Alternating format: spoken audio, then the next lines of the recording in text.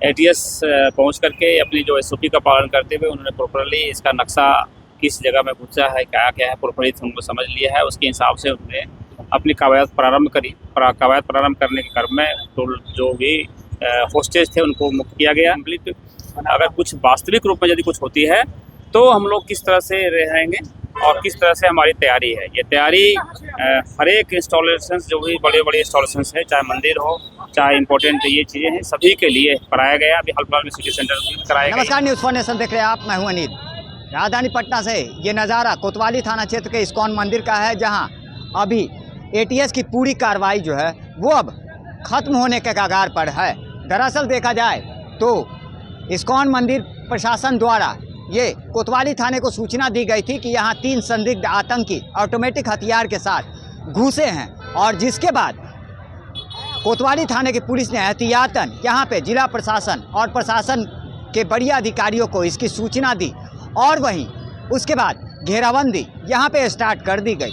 दरअसल देखा जाए तो ये पूरा जो एक्शन है वो मॉक ड्रिल का एक्शन है, और यहाँ एटीएस के द्वारा मॉक ड्रिल का कार्यक्रम आयोजित किया गया था। पटना के कोतवाली थाना क्षेत्र स्थित इस्कॉन मंदिर में आज मॉक ड्रिल का कार्यक्रम था, जहां 3 आतंकी घुसे थे, ऑटोमेटिक हथियारों के साथ घुसे थे, जहां हैंड ग्रेनेड को फोड़ने के साथ साथ यहां पे बंधक बनाकर लोगों को रखा था। जिसके बाद एटीएस की टीम ने इस पूरे ऑपरेशन में बेहतरीन काम किया है और उन तीनों आतंकियों को ढेर कर दिया है। साथ ही साथ देखा जाए तो यहाँ बंधक बनाए गए सभी लोगों को सुरक्षित बाहर निकाल दिया गया है। इस पूरे ऑपरेशन में देखा जाए तो एक एटीएस के जवान भी घायल हुए हैं। फिलहाल इस पूरे मामले की जानकारी देते हुए, इस पूरे मॉक ड्रिल की जानकारी देते हुए क्या कुछ कह रहे हैं law and order ASP Krishna Murari Prasad, सुनवाते हैं आपको।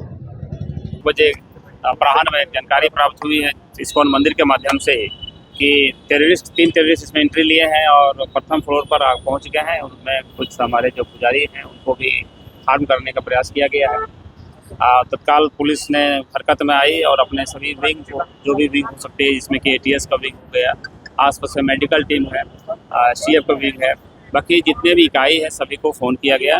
साथ ही एफएसएल की टीम को भी खबर किया गया। एफएसएल की टीम भी यहाँ पर पहुँची है, मेडिकल टीम, बाकी मजिस्ट्रेट सभी लोगों को खबर की गई है। एटीएस पहुंच करके अपनी जो एसओपी का पालन करते हुए उन्होंने प्रॉपरली इसका नक्शा किस जगह में घुसा है, क्या क्या है, प्रॉपरली उनको समझ लिया है। उसके हिसाब से उन्होंने अपनी कवायद प्रारंभ करी। कवायद प्रारंभ करने के क्रम में तो जो भी होस्टेज थे उनको मुक्त किया गया, और जो टेररिस्ट के रूप में इसमें आए थे उनको हम बड़े अच्छे तरीके से हैंडल किया गया, और उसके साथ में उसको पकड़ा जा सका है। कुछ घायल भी हुए हैं हमारे जो पुलिसकर्मी हैं, उसको गोली भी लगी है। ये चीज़ें हैं।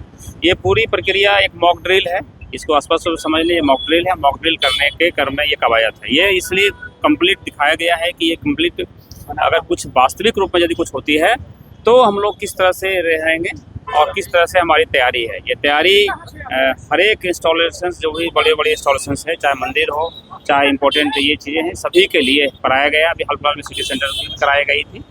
तो हम लोग का एक कह सकते हैं कि जो तैयारी किसी भी लेवल होती है उसकी अच्छी से की गई है। तो जाहिर सी बात है, पटना के कोतवाली थाना क्षेत्र स्थित इस्कॉन मंदिर में आज मॉक ड्रिल का बड़ा आयोजन किया गया, जिसमें कि देखा जाए तो एहतियातन जान माल की सुरक्षा को लेकर ये पूरा मॉक ड्रिल का कार्यक्रम जो है वो किया गया था। एटीएस के द्वारा ये पूरा मॉक ड्रिल का ऑपरेशन जो है वो किया गया, और इसमें कई ऐसे लोग भी शामिल हुए और इसका हिस्सा भी बने हैं। फिलहाल देखा जाए तो एहतियातन एटीएस का ये पूरा मॉक ड्रिल का कार्यक्रम हुआ। आगामी दिनों में भी कई ऐसे मॉक ड्रिल का कार्यक्रम राजधानी पटना में किया गया है। दरअसल विकट परिस्थितियों में किस तरह से एटीएस अपना दमखम दिखाती है और साथ ही साथ लोगों के जान माल की सुरक्षा करती है, इसका पूरा ऑपरेशन जो है वो इस कार्यक्रम के दौरान देखने को लोगों को मिला है।